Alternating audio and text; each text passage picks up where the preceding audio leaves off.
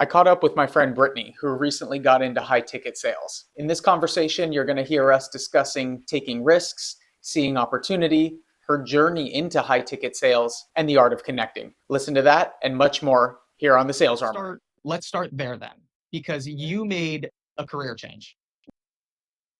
You went from marketing into sales. So what inspired that change? So what inspired my change from marketing into sales was, I feel like it's always been something that was kind of fluid and a long time coming. Because when I was doing in marketing, you were using elements of sales. But I think what I learned through marketing was lean into what you're good at and just be great at it. You kind of learn some edges, I think, when you're coming from the world of marketing, because it's all about consumer behavior. It's about just leaning into certain messaging, just the way you present yourself. It's like your life resume. And so you have to take a really long, hard look, I think, at yourself and your strengths, your opportunities. And if you identify that, I am somebody who's good at connecting with others, I know how to present myself to others, I think it's going to be a smooth ride into sales. Nice. Does that make sense? It does. I think sales is interesting because there's a lot of different personalities and a lot of different styles that can work. I've seen sales reps that are very good who are a little more introverted.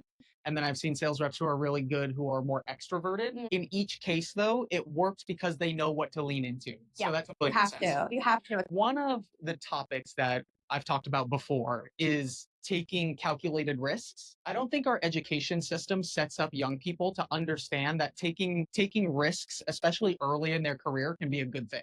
Absolutely. And I feel like making a big transition from marketing into sales, that's a career change. That's a calculated risk I took. So did you think about it as a risk, or how did you think about it when you made that decision? I thought about the opportunity behind it. So you can always look at things like, oh, there's going to be risk. There's always going to be risk no matter what you do.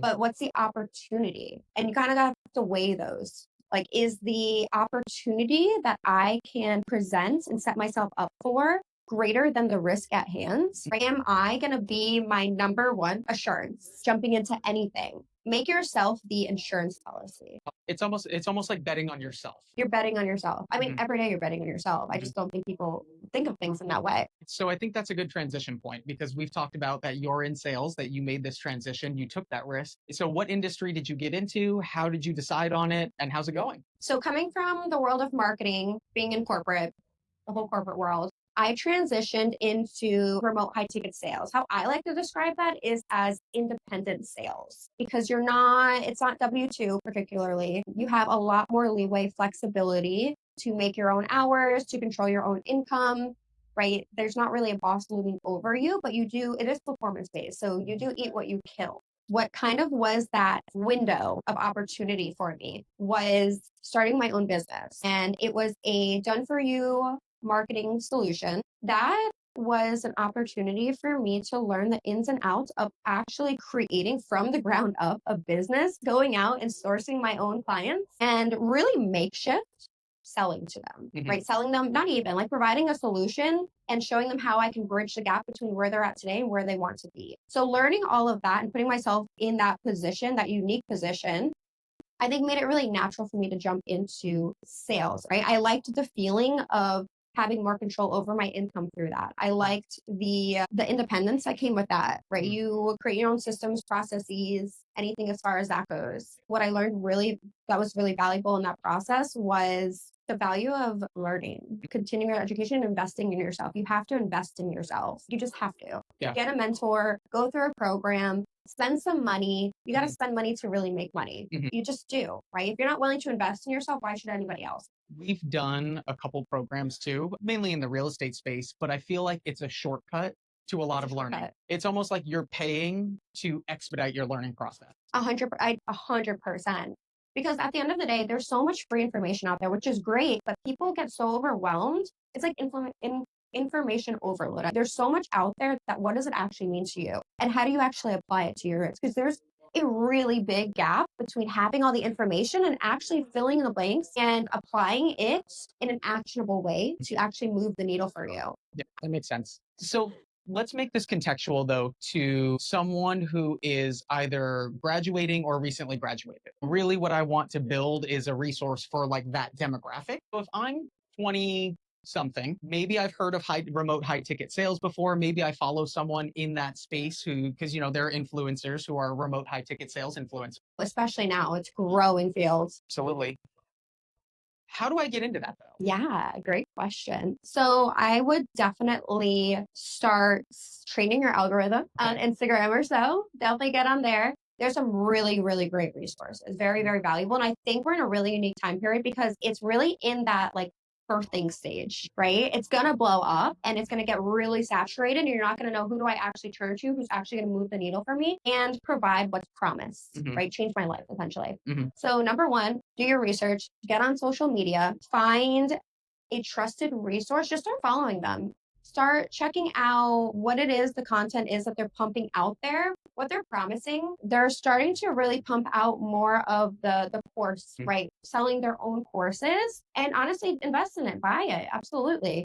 So I say take a leap, bet on yourself, become your insurance policy, like I mentioned before, and join a program. Join the program and really lean into it. Don't just join it and be like, oh, I'm in it. I'm doing, this is what I feel like people go so wrong in when they're making these shifts in their life is they start sure, but they think that that's the whole journey and that's it. Okay, I did it. I'm done for the day. No, it's actually lean into the learnings. Do the role plays that maybe happen with the other members within the community. Practice. Pretend you're trying out for something. You wanna be a you wanna be a superstar. Okay, you want to try out, go to all these auditions, whatever. It's exactly like that. Like show up every single day and just deliver. If you join a really good program, they should have not only weekly support with the actual business owner, they should have educational modules. They should have kind of milestone checks. They should facilitate community. They should also be testing you every step of the way. It comes down to how much do you actually want it, or are you going to put in the effort to move the needle? Because if you're not, you're probably not meant to be in that world. It's one of the more challenging things because I noticed this with newer reps too. I think there's this mindset that exists that once I'm done with school, I'm done with learning.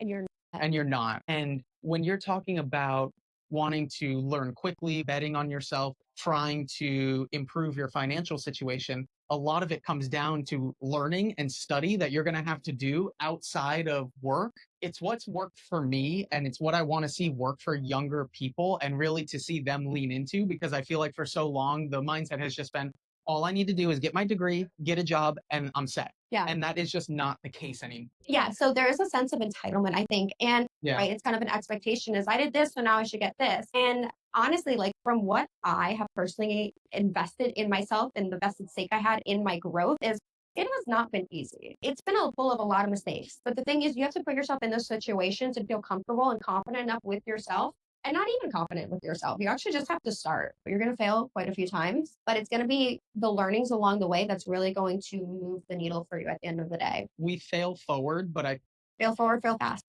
Absolutely. I go back. I guess I just keep going back to this idea though, like a lot of what you're talking about is almost opposite of the messaging that you get before you enter the corporate world, which is don't take risks, take the sure thing. Once you're done with school, you're done with learning, fail. Whereas when you're in the education system, like you don't want to fail. Bad. That's not a good thing. No, failing means you don't move on in the education world. It doesn't give people who learn in different methods and ways really that leg to stand on. Yeah, the latitude to try different things. Yeah, but it also makes you feel like you're so wrong and like you're never going to get good and you're never going to go to law school and whatever. It's just not set up for you. But that's not the case. It's just learn in the way that works for you. I think anything in life, it's, we're told to get better at things that we're not so good at, but it's really just lean into your strengths. That's something that's been a concept that I didn't really understand for so long. I thought that I had to be so good at things I wasn't good at and I had to make myself fit that mold. Lean into things that you're good at and it'll make how people say, like, if you do something you love, you never work a day in your life. Lean into your strengths. You'll never feel like you're working a day in your life. So let's talk about strengths because in sales, there are many different aspects to it. And what I'm talking about is like, you can be good at closing. You can be good at lead gen. You could be good at process creation. You could be good at, follow-up, for example. There are many different things that you can be exceptional at. So what do you think that your sales superpower is? My sales superpower. So it's so interesting. First and foremost, I'm not somebody who always makes sense. Like my journey is not, it's not chronological. Like I will fully like snake around and we will go in some twists and turns along the way. And that's totally fine. If you can provide a conducive environment for people to feel comfortable with you, talking with you. Like this is okay. It's okay to make mistakes, right?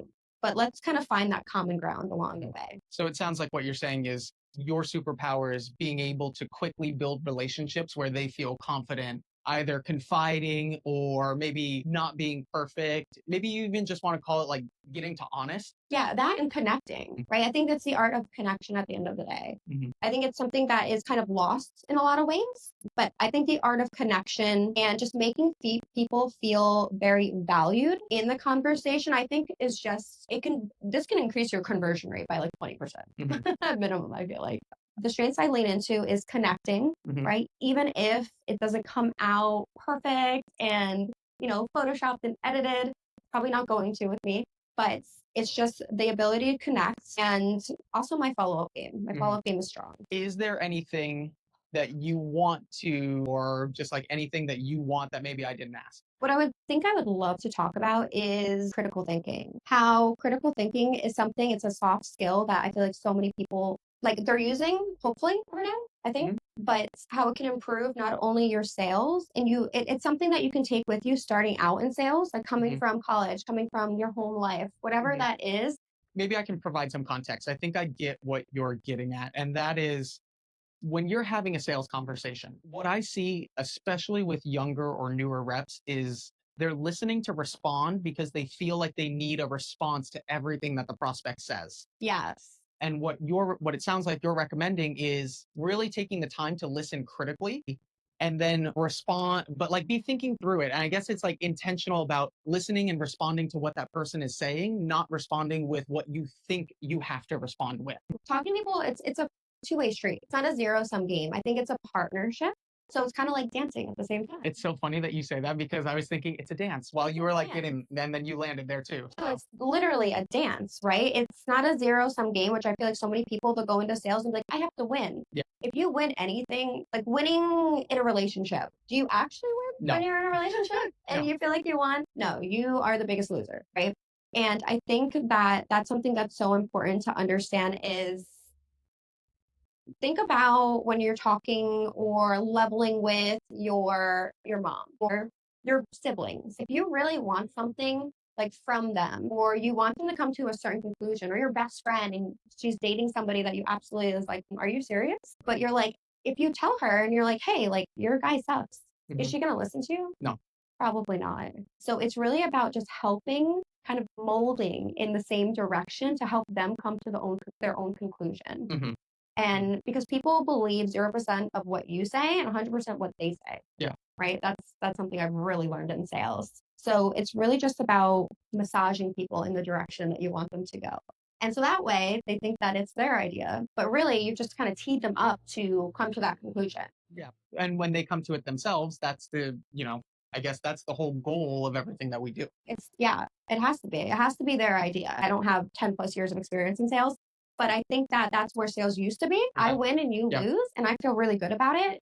And you probably maybe feel a little icky. Maybe you'll have some buyer's remorse, and then we'll break that relationship. So on the B2B side, for example, what I do and what my team does, it's a lot of recurring sales. So you can't really push on those clients because they're buying all the time. And if you push them every time they talk to you, they're going to stop calling, they're going to stop buying because people don't like that. No one likes that. I think that's kind of old school sales. So I'm happy to see that changing. Yeah, especially in my realm, the B2C world. So it's B2C, but it's really aspiring entrepreneurs, budding entrepreneurs, or those who are in their journey and they're just looking to create a recurring revenue model, getting to another level, a next level in their business journey. So you're speaking to people on a B2C level. So it's not corporate or anything like that. Yeah. It can be very raw with a lot of people. But you are creating a relationship and you're remembering and you're seeing firsthand that these are humans, they have feelings, and you gotta speak their language. Speak in a way that they understand, and then they'll feel really good and heard. And I think that again ties into my superpower is that connection, making people feel heard. And so they feel good about what they're doing. They feel motivated and happy and excited to continue that partnership with you. Well, this has been great. I'm excited. Thank you for taking the time.